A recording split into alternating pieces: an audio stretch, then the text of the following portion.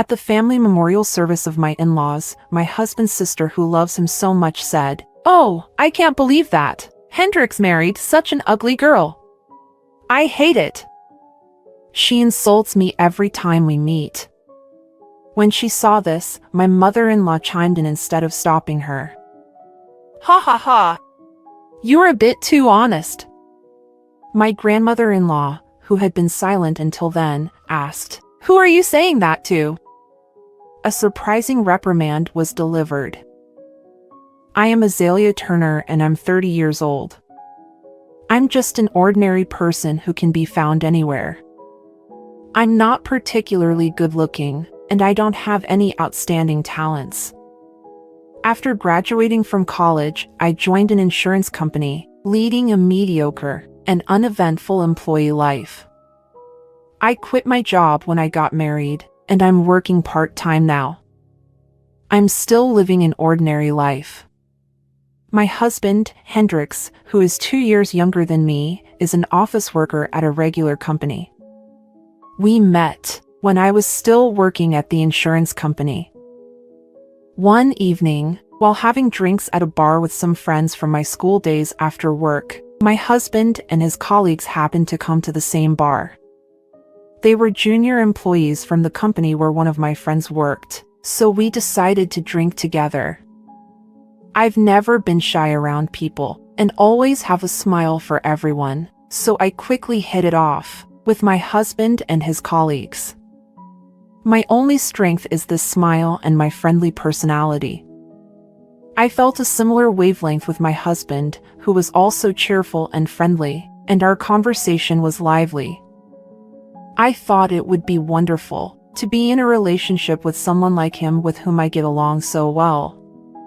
But I probably wouldn't even be noticed, since I'm older and chubby, let alone dating someone as fantastic as him is just a far-fetched dream, and it's absolutely impossible. Since I rarely even have a chance to talk to someone like him, I should consider it a win just to have met and had a conversation with him today.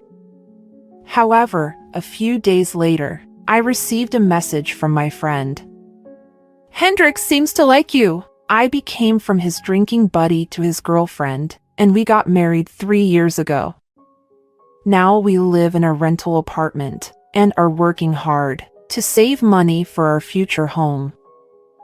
Even after we got married, my husband remained gentle and kind, always providing laughter and creating a harmonious atmosphere.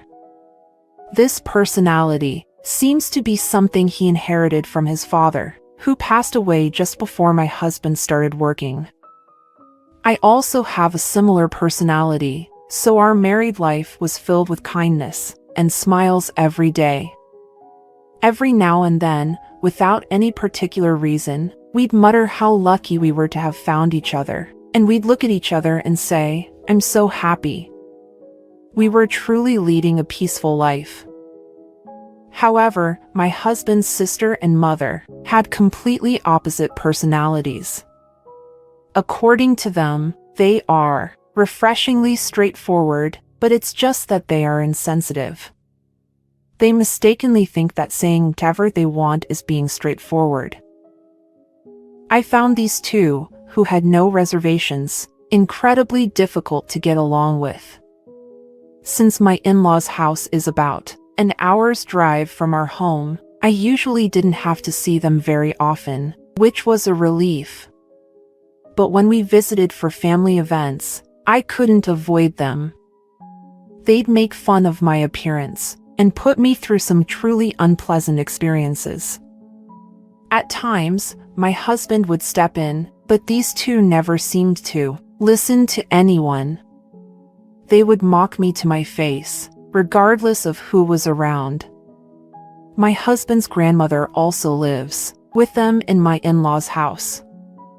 She's the complete opposite of my mother-in-law and sister-in-law, extremely quiet and unsociable. Unlike them, she doesn't say anything particularly negative about me, but I couldn't tell whether she liked me or not, or what she was thinking. She just looked at me with cold eyes, so I found her difficult to handle as well. One day, I received a call from my mother-in-law telling me that my father-in-law's 7th memorial service was approaching, and I was asked to come to the family home early in the morning. As the eldest son's wife, I was always expected to go to my in-laws' house in the morning to help with the memorial service preparations. Just the thought of facing those thoughtless words from my mother-in-law and sister-in-law, as well as my grandmother-in-law's icy gaze, weighed heavily on me. My husband is considerate of me and says that he can go to the memorial service by himself, but I have no idea what they might say to me in the future if I didn't go. I don't want to make things more unpleasant than they already are, so I always go to my in-laws' house to help out. I am by no means skilled nor efficient. I'm more on the clumsy side, and I'm well aware of it. That's why I've always tried my best to help on occasions like this, to earn recognition from my in-laws. I believed that if I worked hard, they would eventually accept me and stop making hurtful comments. My husband is a peaceful person, and by nature does not like to argue or fight. He always has a pained expression on his face whenever I'm criticized, making it clear how he feels.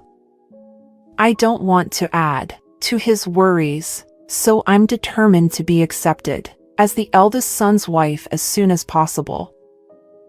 When I told him that, even if they say something to me, I'll just laugh it off like I always do, so I'll be fine. While smiling, he said he loved me because I always try my best. But he also told me to make sure not to push myself too hard, and that I don't need to go through a hard time on my own. When I reassured him that I understood, he responded by promising to buy my favorite tart on his way home from work as a reward the next day while caressing my head. When I said I love him because he is such a kind husband, he smiled shyly while scratching his head. On the day of the memorial service, my husband and I arrived early at my in-laws' house. My husband's grandmother was waiting us at the front door. Feeling nervous by my husband's side, I greeted her, "Long time no see," but my grandmother-in-law didn't respond nor smile as usual. She made a gesture, as if to say, "Hurry up and go inside to help with the preparations," and then disappeared into the house. My husband and I exchanged glances, sharing a wry smile, and shrugged our shoulders. He told me in a quiet voice good luck and gave me a small thumbs up to encourage me, before I hurriedly followed my grandmother-in-law. Inside the room, they had removed the big shelf, which was dividing the space into 2 parts, to create a bigger seating area for the memorial service. When my mother-in-law and sister-in-law saw my face, they simply greeted me with a half-hearted welcome and exchanged meaningful smirks as usual. I didn't want to engage in unnecessary conversations that might lead to confrontation, so I responded with a polite "long time no see," and immediately started helping with the preparations.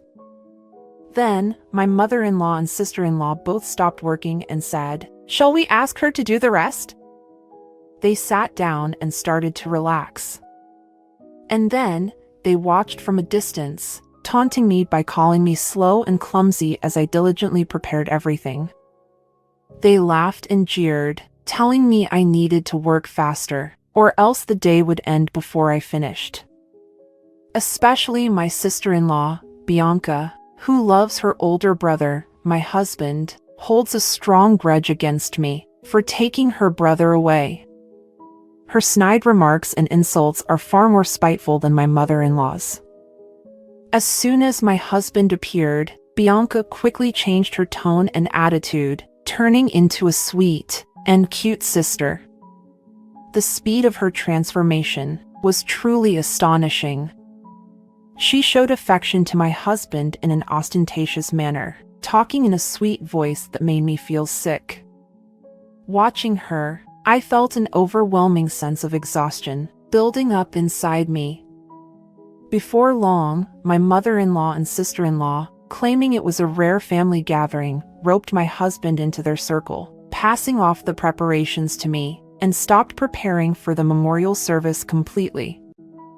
But there was no point in me voicing my opinion. I decided to ignore them and continued with the preparations, determined to get them done as quickly as possible. As I neared the end of my preparations, I looked up and saw my grandmother-in-law's back through the crack of the door. She was sitting alone in front of my father-in-law's memorial portrait. Seeing her like that, I couldn't help but wonder how much grief a parent feels when they lose a child.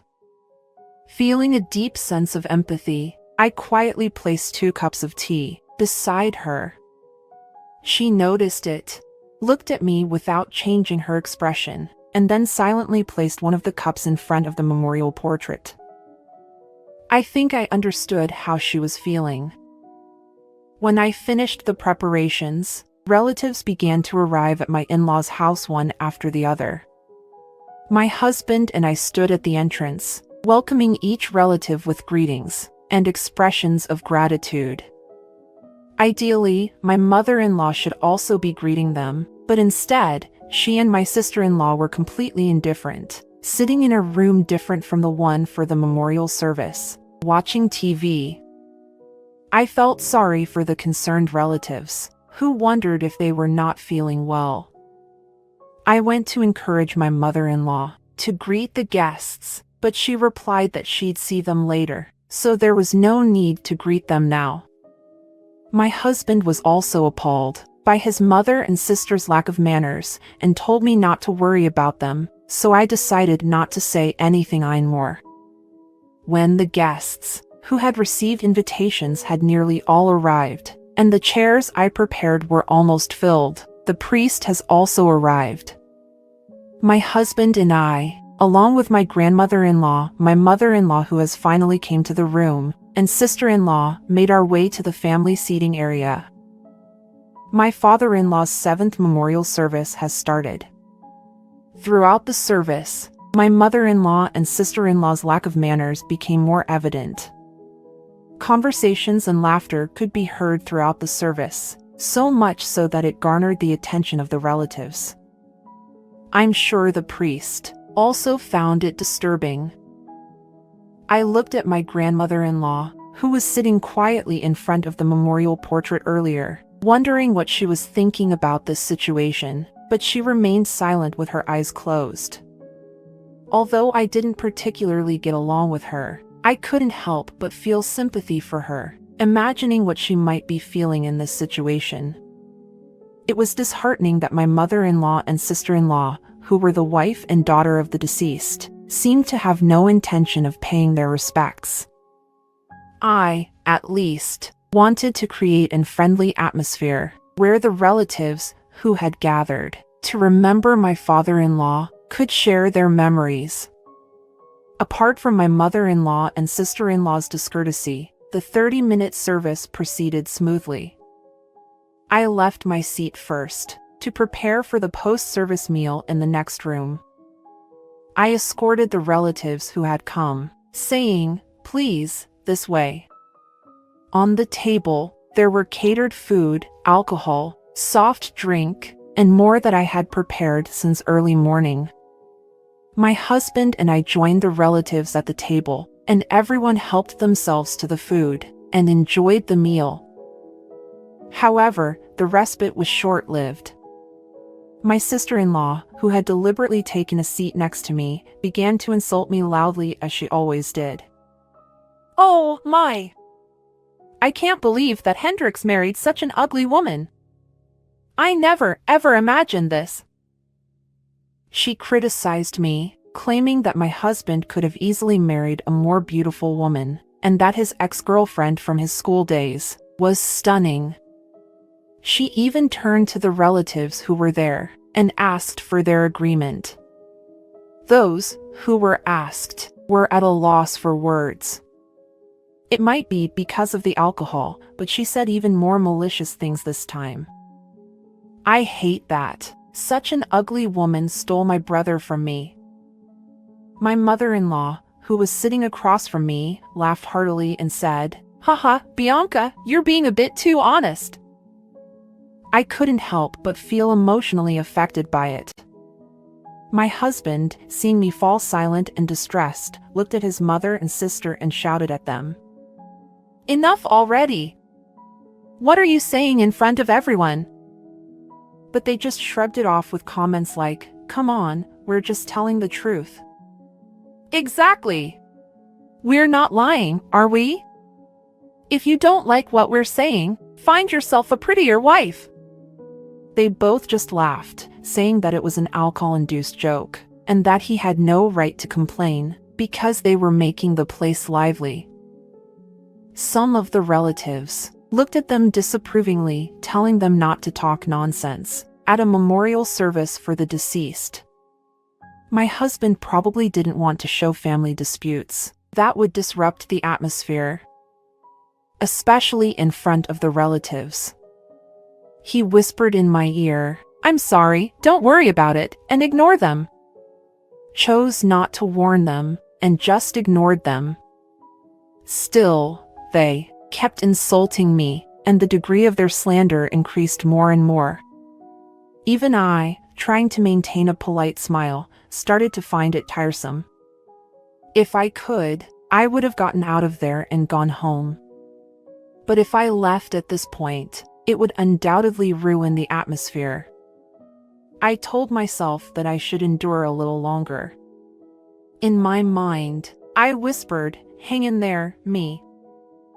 Then, my grandmother-in-law, who I thought wasn't listening to the conversation since she didn't say anything until now, intervened with a calm voice. "Who are you talking to?" All the people there turned their attention to my grandmother-in-law, who was sitting next to my mother-in-law with a surprised expression on their faces.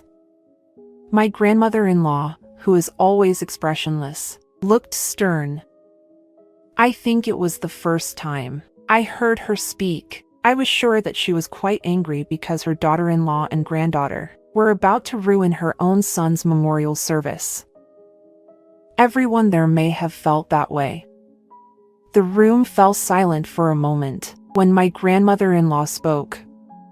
My husband was confused by her behavior and asked her if he was being scolded for shouting at his own parent. I shouted, "Because they've treated Azalea so terribly." When he said that, she replied, "That's not it." She turned towards my mother-in-law and sister-in-law and said, "I was talking to you." She told them that there is not a single thing that my mother-in-law and sister-in-law, who did nothing for my father-in-law's memorial service, can say. She seemed to have been watching me, who had never met my father-in-law, nor was related to him by blood, diligently preparing for his memorial service by myself. My sister-in-law and mother-in-law were furious with their faces turning red. "You can't be serious! Grandma, isn't that too harsh? I just told the truth." "Exactly. Besides, she's our eldest son's wife. Taking care of the matters of her husband's family is just expected, isn't it?" They snapped back at my grandmother-in-law. "You're my daughter-in-law. And you're the wife of the deceased. Bianca, you have an ugly heart. How can you say such cruel words?" Hearing the truth, they couldn't say anything anymore. Since I never thought that my grandmother-in-law would defend me, I was surprised, to be honest. We had never exchanged a word up until now. My grandmother-in-law started speaking quietly while the room was still silent, saying that it was a good opportunity.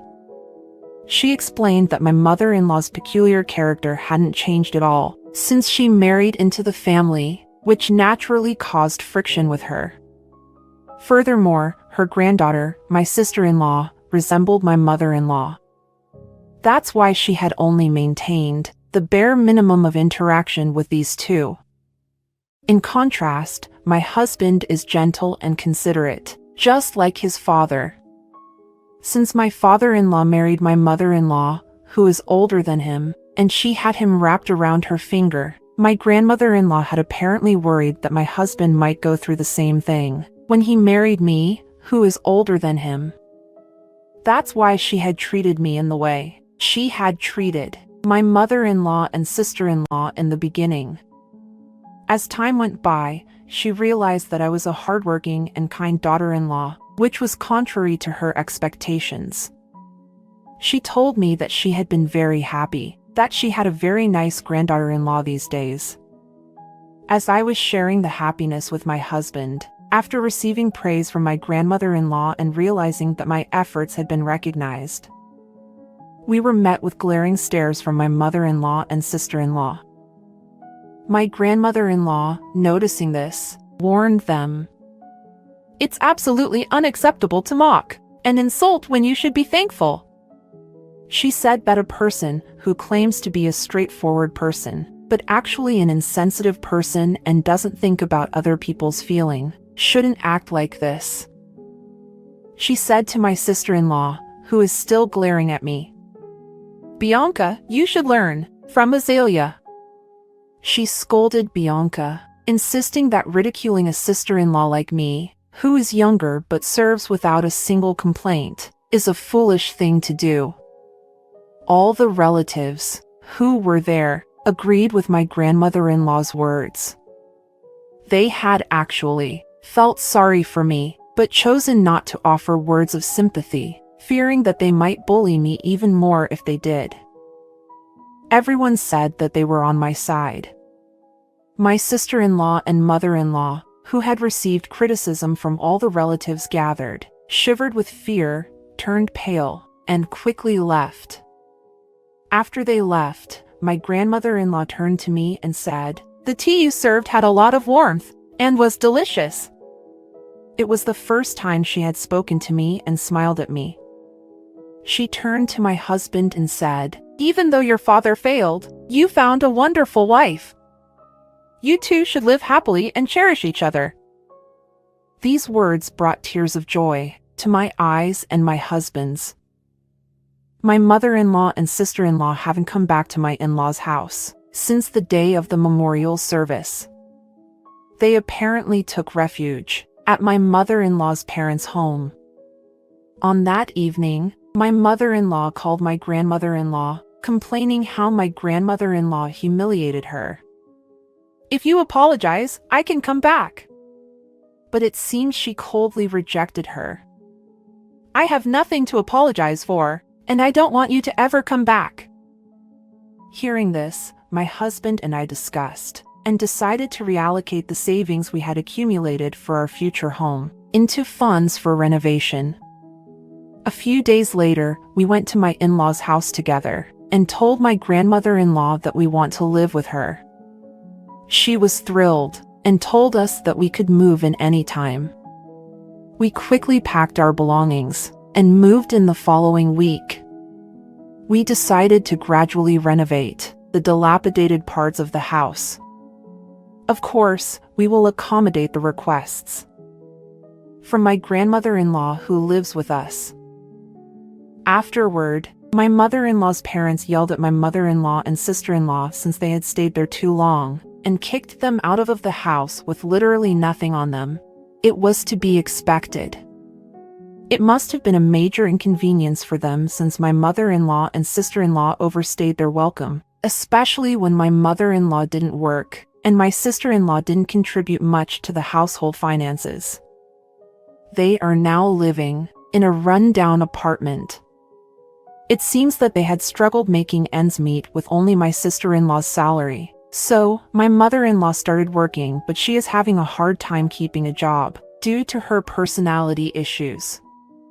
They were not stable financially nor mentally. I heard that they are both irritable and are often arguing.